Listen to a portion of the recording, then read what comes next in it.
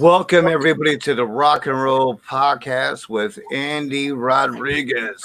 We also have Al Horta. We were supposed to have another, guest, but maybe soon. But Yeah, he said that he's trying.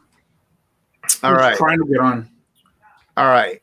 Anyways, we're going to talk some Motley Crue, but before that, I just want to give a shout out to Paul Stanley. He turned 70 today. Yeah. Big 7-0, man. Right? Wow, 70. Guy's still in tremendous shape, man. Right? And when you think about it, I hope I make it to 70. That'd be and ideal. These guys are still rocking and still looking good and, doing what they do. And I give them all the respect in the world because, being at that age, any job you do is difficult. So, yeah, a big 7-0. Congrats, Paul Stanley. You made it. Yeah, so definitely. How you doing, buddy? I'm doing good, man. How you guys doing? I mean, I could be doing better after my Cowboys shit the bed, but yeah, they went home, man. So I got nothing really to look forward to now.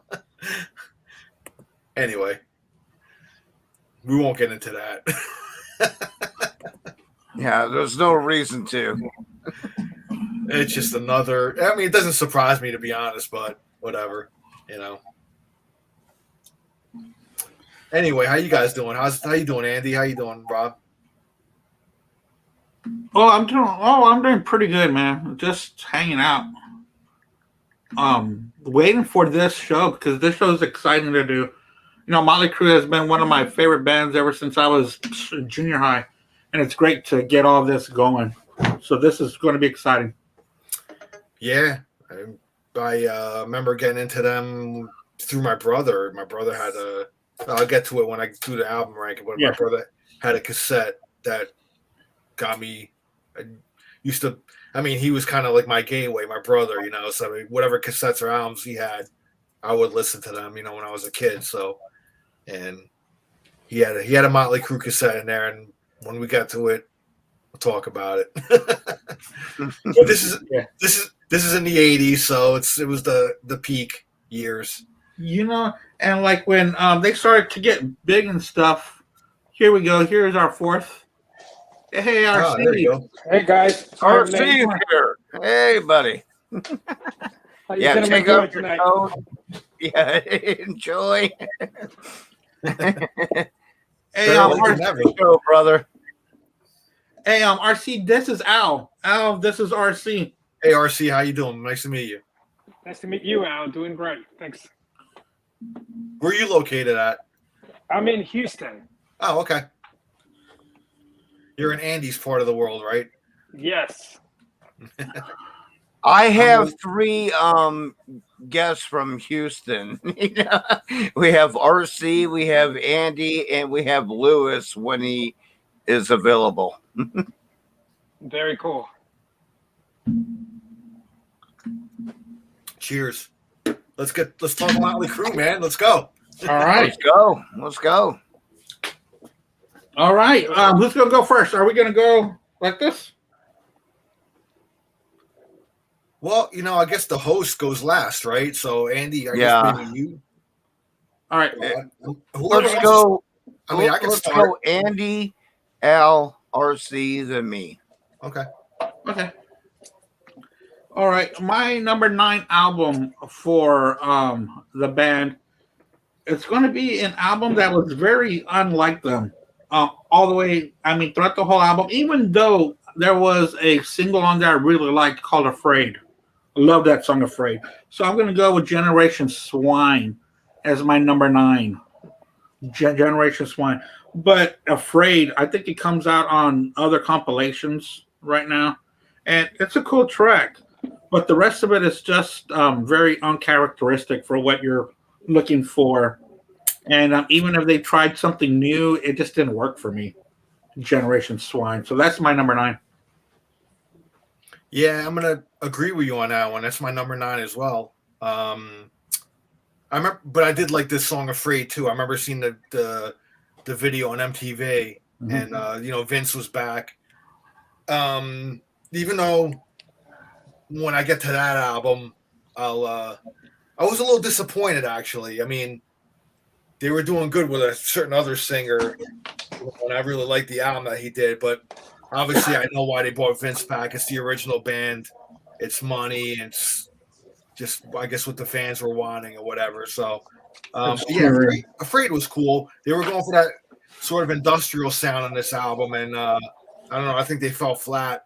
I really didn't. I didn't dig it, man. It wasn't really, Glitter wasn't bad on there, but like, man, the worst song, Brandon, that Tom Lee sang. Oh God! Holy shit, man! That shouldn't even been relegated to a B-side, to be honest with you. Dude, I wonder why his son beat the shit out of him. You came out of your mom. That should have been left on the cutting room floor, to be honest with you. But hey, yeah. But yeah, man, the album didn't really connect with me. I mean, it was a disappointment. But like Andy said, "Afraid" was a good single, but that was really the saving grace of it, man. Maybe "Glitter." That's about it for me, man. So Generation Swan's the bottom of the barrel for me. And it was atrocious. I forgot this when they remade "Shout at the Devil." Oh yeah, was that was on there as well, right? Yeah, it was like "Shout at the Devil" '97. I didn't like that remake either. No, I did not either. You can't top the original. No, but the song "Brandon" was horrendous.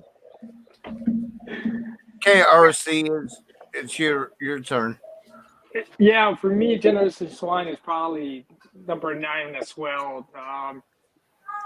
They were trying to stay within the times, the style that they chose. And I think it had to do a lot with the producer that they were working with.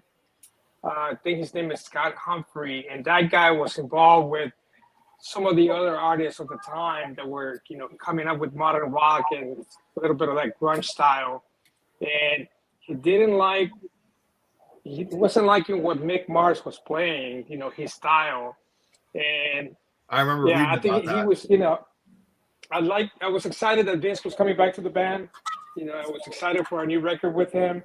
But, that producer just didn't work for them, and I think that, I think he was chosen intentionally because I think Nicky wanted to stay within the times, and stay current and modern, but it really kind of backfired. For me, I really liked A Rat Like Me. That's the standout tune for me on that record. But yeah, it's one that I don't listen to very much from their whole discography. But I think it would have been maybe a better effort with a different producer and just kind of starting over. Because I had this prop here.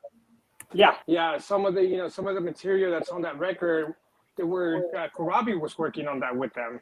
Yeah. And it was like Tommy and Nicky were trying. They were telling John Karabi to go and to try different ways. I mean, one day in the studio they would try something, and then the next day they would try something differently. And John was just not catching on with whatever they were trying to do, and just not a very good album overall. Hey guys, I hate to be like the bearer of bad news. Can we start this over and I'll shoot it over because it's now telling me that we went a little too long over our expiration date and it's not playing it at all live. Okay. All right, that's fine. Yeah, that's cool. I'm sorry. It's all right. I'll send it to you. I'll send it to you like ASAP. Okay. I am so sorry. No, it's all right, man. There's no problem at all. Bye. Right.